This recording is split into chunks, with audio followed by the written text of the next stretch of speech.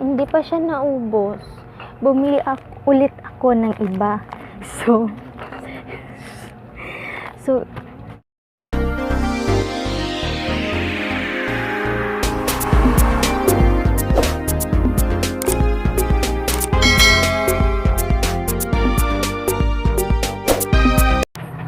hi guys, welcome back to my YouTube channel again. So for today's video is i-share ko sa inyo kung paano ako nakakatipid ng diaper ni baby.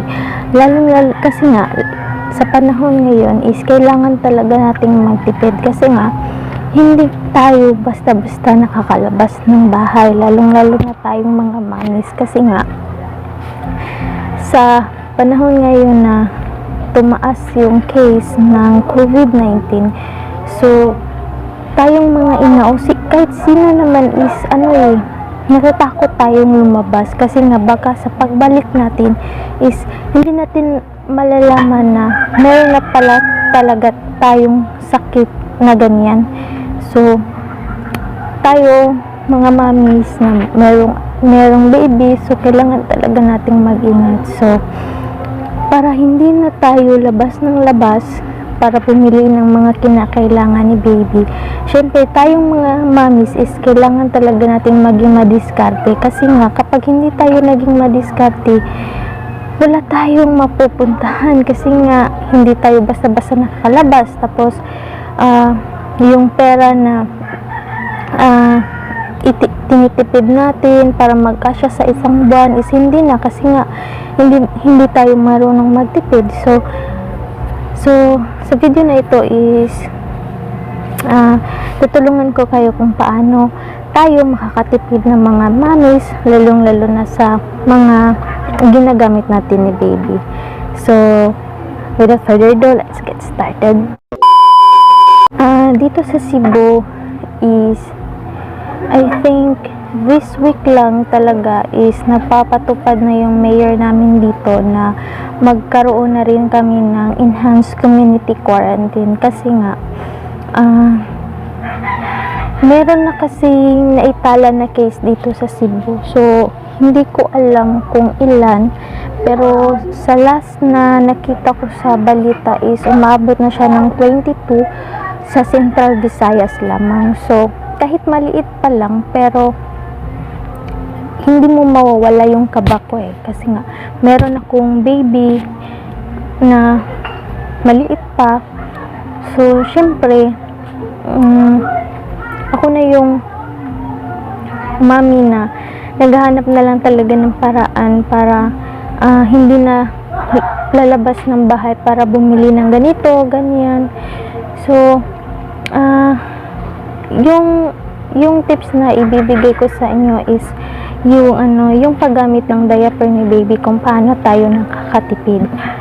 So ang ginagamit ko ngayon is itong Lampina diaper. So alam niyo ba kung bakit ako nag-switch nito? Kasi nga nung bago pa lang si baby, bagong silang siya, so ang ginagamit ko talaga na diaper niya is EQ. So excuse me sa hindi to sponsored video. So based on my experience lang talaga so hindi rin ako naninira ng ilang brands. So yun nga, nung lumabas si baby, gumagamit talaga ako ng EQ kasi nga yung EQ is may newborn sila, kasi yung ibang brand ng diaper is wala akong masyadong nakikitang newborn. So yun yung binili ko, yun yung ginamit ko. So after lumabas si baby, EQ diaper na yung ginamit ko. So nung na si baby, 2 weeks na siya nung nakauwi na kami sa bahay. So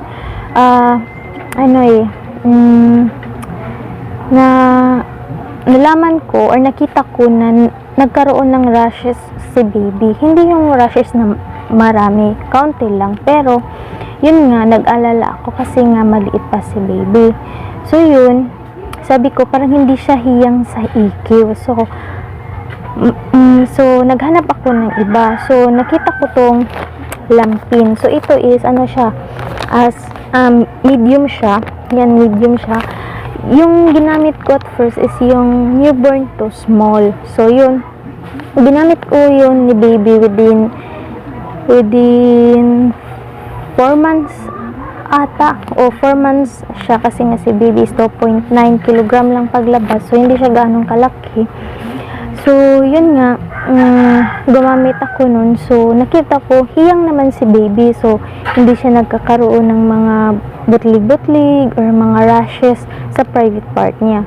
So yun, nagustuhan ko yung lampin.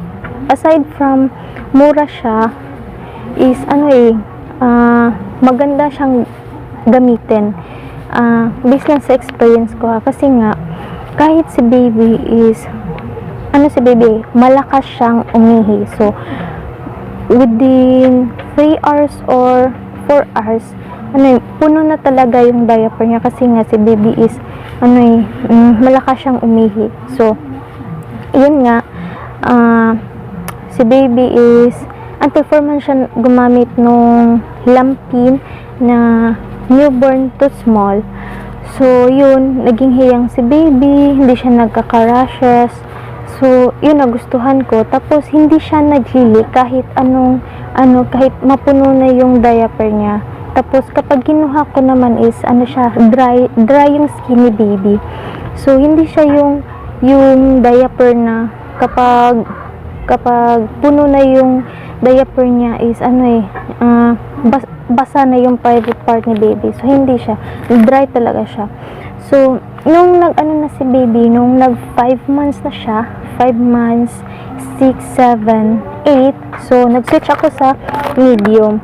So nagustuhan ko sa medium is, or nagustuhan ko sa lampi na diaper is, meron siyang +1 kapag bibili ka ng yung may 15 is may +1 din siya, so 16 siya. So malaki talaga ang natitipid ko sa lampi na to. So yun nga, 5 months to 8 months is ginamitan ko siya ng medium na diaper. So kapag bibili kami ng diaper ni baby is yun talaga yung malalaki, yung like tag 310, yung 66 ata yung laman niya. Tapos hindi kasi ako yung tipong bili ng bili sa tindahan ng tig-isa, tig-2, 3, kasi nga kung i-compare mo siya sa presyo niya is kapag sa tindahan ka bumili, kasi kapag sa tindahan ka bibili is nagkakahalaga na yun ng tag 7 pesos, 8 pesos. Pero kapag bumili ka ng maramihan is nakakatipid ka, kasi nga yun nga, 66 pesos pieces is lang 310. So kapag sa sa tindahan ka bibili, yung 66 mo times mo yon ng 7, so aabot talaga siya ng 450 above ata. So yun, malaki yung natipid ko na pera. So kapag bibili ka naman sa tindahan is walang free, 'di ba? So much better na bibili ka nung maramihan na. So pero sa akin lang yun pero depende na sa inyong mga mamis kung ano yung nakasanayan nyo. Pero sa akin, bibili talaga ako ng maramihan, kasi nga yung peso-peso, yung tag 2 pesos mo, pwede mo pa rin yung ma-save, 'di ba? So ito nga, bumili kami. So yung ni baby, yung tag 200, which is 38 pieces, is may natitira pa siyang 4. So nabili ko yun February last week pa yun nabili. So na ngayon, mag-end na yung March. So by the whole so nagamit ko yun within 1 month, yung diaper na 200, tag 200 siya. So 38 pieces siya. So malaki yung natipid ko, 'di ba? So, yun nga, i-share ko sa inyo kung paano ko napagkasya yung 38 pieces within 1 month. So, nung hindi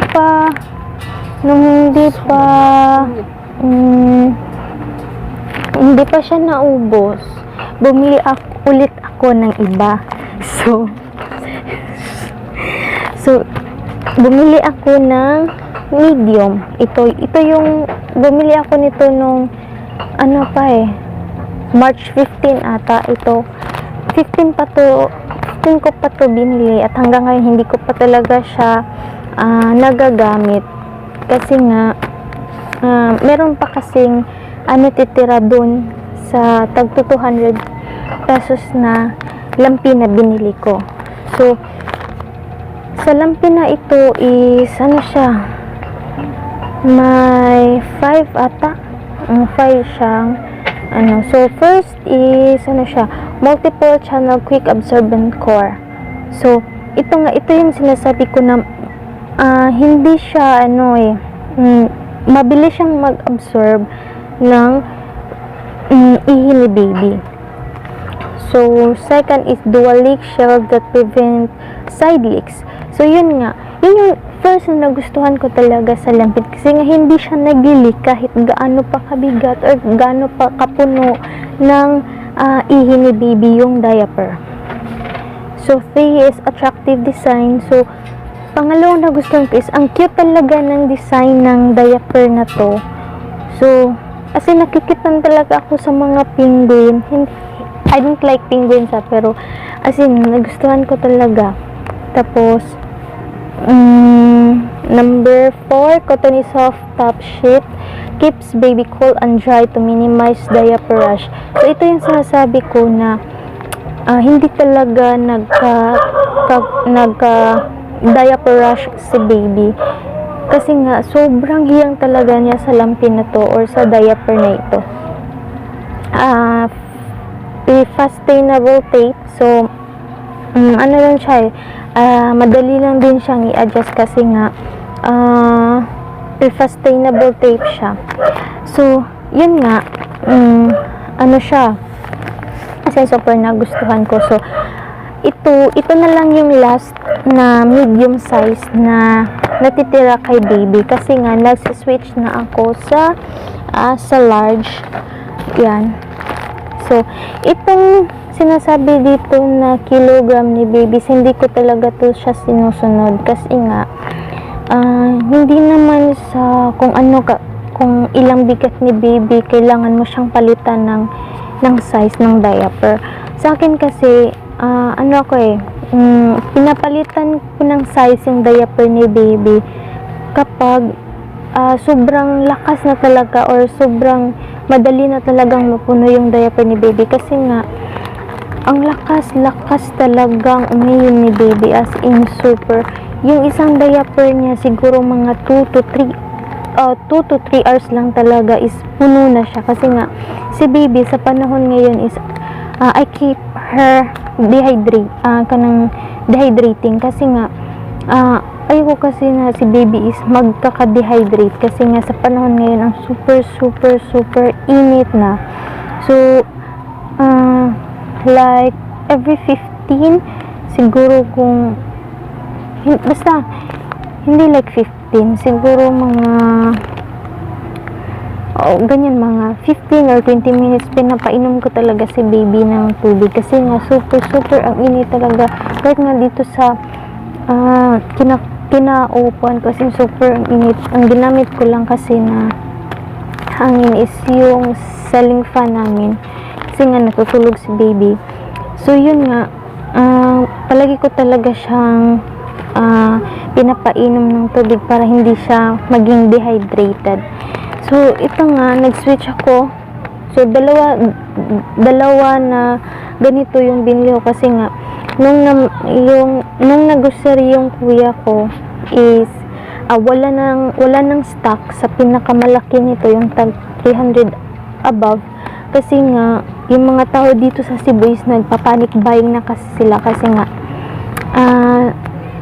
kahapon ah, yung mayor namin dito is until 12 in the noon is magla-lockdown na or ipapatupad na nila ang enhanced community quarantine. So yung mga tao is nagpa-panic buying sila. Ang haba, as in super haba talaga ng pila sa mga grocery store dito sa amin. So ito nga, nag-switch ako ng size, excuse me, ng large. So ano ba yung tips na ibibigay ko sa inyo? So yung tips ko is ito, yan, diba ito yung nasa video ko last na lalagyan ko sana ng mga diaper ni baby, pero instead of lalagyan ko siya ng diaper, nilagyan ko siya ng cloth diaper. So ako kasi is hindi lang talaga diaper yung ginagamit ko ni baby. So hindi rin as in nagko-cloth diaper na ako, pero siniswitch ko silang dalawa. So ito yung mga cloth diaper ni baby. Yan. So dito sa loob is may pad na siya. Yan. So may pad na siya sa ilalim. So kapag tapos ko na siyang nilabhan is maglalagay na agad ako ng pad para kapag bibihisan ko na si baby ng bagong diaper is diretso ko na siyang makukuha. So ito yung ginagamit ko na diaper ni baby. Siniswitch ko yung diaper tapos itong cloth diaper. So ganito yung ginawa ko. Kapag umaga, after niyang maligo is yung ginagamit ko na diaper is yung disposable diaper. Kasi nga kapag umaga is gumigising si baby 6 or 7. So after niyang gumising is like mga 10 minutes or 5 minutes or siguro mga 15 minutes is paliliguan na namin si baby. So ang ginawa ko after niyang maligo is ginagamitan ko siya ng disposable diaper. Pagkatapos niyang kumain, siguro mga 9 or 10, matutulog siya. So within that hour, like 2 to 3 hours, gagamitin niya yung disposable diaper. So after niya, kapag gumising naman siya, is magpapalit na ako ng cloth diaper. So yung cloth diaper kasi is very convenient siyang gamitin kasi nga kapag umihi si baby, syempre cloth to. So uma-absorb siya. Tapos siyang uma-absorb, yung cloth niya mismo is hindi na siya naging basa. Hindi na siya katulad ng disposable na may nakabara na basa sa ilalim or yung pad nun. So yun nga. So nagda-dry yung cloth diaper. So hindi siya gaano naging mabasa sa ilalim ng pad. Tapos kapag naglalagay naman ako ng pad sa ilalim is dalawa talagang pad ang ginagamit ko. Kasi nga kapag isa lang is mabilis talaga siyang mabasa. So dalawa yung pad na ginamit ko. So yun nga, 2 to 3 hours after matulog ni baby sa umaga is pinapalitan ko kagad ng cloth diaper.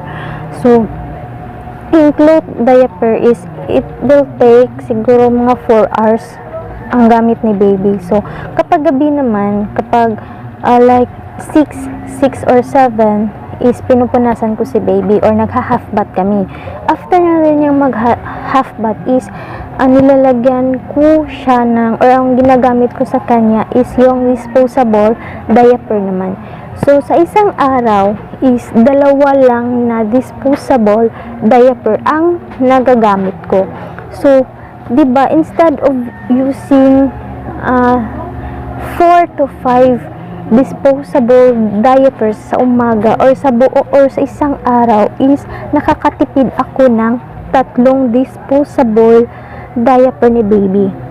Kasi nga gumagamit ako ng cloth diaper niya. And kapag umaga naman, like for example, nagpalit na ako ng disposable diaper ni baby. So, ano na yan eh, paggising niya is mapupuno. Pero minsan naman is siguro mga 12 or 1 ng gabi or sa madaling araw, pinapalitan ko yung diaper ni baby ng disposable naman. So, yung gamit ko minsan talaga, or yun nga, mostly is tagdadalawang diaper na disposable lang talaga yung nagagamit ko kay baby. So, as in, laking tulong talaga ng cloth diaper. Kasi nga, lalong-lalo na sa panahon ngayon, kasi nga, as in, kailangan talaga nating magtipid ng mga mommies, or talaga, as in, super, dapat lagi tayong madiskarte. Kasi nga, hindi natin alam kung anong mangyayari sa hinaharap. Like, kasi malaking natipid ko sa pera. Yung pera na ipangbibili ko pa sana ng maraming disposable diaper ni baby is nalilikom ko pa, or na bibili ko pa sa ibang bagay na kinakailangan ni baby. Kasi nga nakakatipid ako using cloth diaper. So, yun yung tips na ibibigay ko sa inyong mga mommies, lalong-lalo na sa mga bagong naging mommies dyan, or mga bagong naging nanay or mama. So, alam ko na super mahirap, kasi nga itong cloth diaper is ako talaga yung mismong naglalaban noon kapag gabi. So, like for example, si baby is nakatulog na. So, after using the cloth diaper pala is nilalagay ko siya sa tubig, o nilalagyan ko ng tubig para yung amoy niya is hindi siya didikit. Yung amoy ng ihi is hindi siya didikit dito. So, after using ni baby ng cloth diaper is ilalagay ko siya sa palanggana, lalagyan ko siya ng tubig, tapos lalagyan ko siya ng kaunting tubig na mainit para yung dumi niya is matatanggal talaga. So, after naman nun is pupunasan ko si baby, or mag-half bath kami. After nun is matutulog na si baby. So, yun yung time na maglalaba ako para kinabukasan is may magagamit naman ako. Hindi kasi ako nagtitiwala kahit ilang si baby, kasi may siya may siguro mga 15 cloth diaper, pero ayoko kasi may nakatambak na cloth diaper na merong tubig. Kasi nga para siyang kalaunan is mayroon siyang yung basta hindi ko nasa dila ko pero hindi ko masabi, basta para siyang basta nakakadiri. So, ayaw ko nung ganun. So, after talagang gamit ni baby ng mga cloth diaper niya is nilalaban ko talaga. So, yun nga, kapag natutulog na si baby, nilalaban ko, tapos sinasampay ko dito sa loob ng bahay. Tapos, kapag umaga naman is isasampay ko siya sa labas para mainitan siya. So, after nun is, before ko siyang gagamitin is ipaplansya ko muna siya. Tapos, pagkatapos nun is, lalagyan ko siya ng pad sa ilalim. Tapos, kapag tapos na siya is lalagay ko dito. Dito ko nilalagay yun kasi nga para madali kong makuha at madali kong makita. Kasi nga kapag dun sa box ni baby is ang hirap-hirap kunin, lalo na kapag ako lang ako lang mag-isa. So, kailangan ko talagang nakahanda lahat. So, yung diaper naman ni baby is, itong disposable diaper, sa labas ko lang siya nilagay kasi nga, ang hirap kapag sa loob pa ng box ko siya ilalagay. So, yun nga. So, sa mga mommies dyan na katulad ko na gustong magtipid, so, itry nyo rin kahit nga lampin is, okay naman siyang maging ano ba yan? Ibang tawag. Okay naman siyang maging kaparis nito, or pwede mo siyang i-alternate gamit ng disposable diaper. So, yun lang yung mai-share ko sa inyo na tipid tips kung paano tayo makakatipid ng mga nanay. So, yun lang siguro yung i-share ko muna sa ngayon. So, yun nga.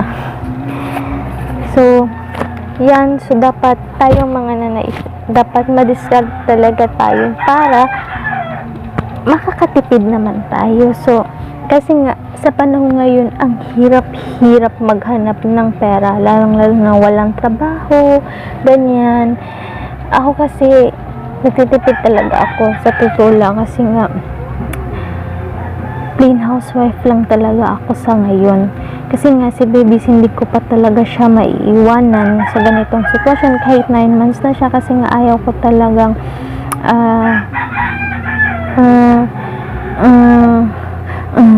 ayaw ko kasi siyang iwanan muna, kasi nga si baby is gusto niya, palagi niya akong nakikita, ganun, hanap siya ng hanap sa akin. Tapos din kami, exclusive breastfeeding talaga kami.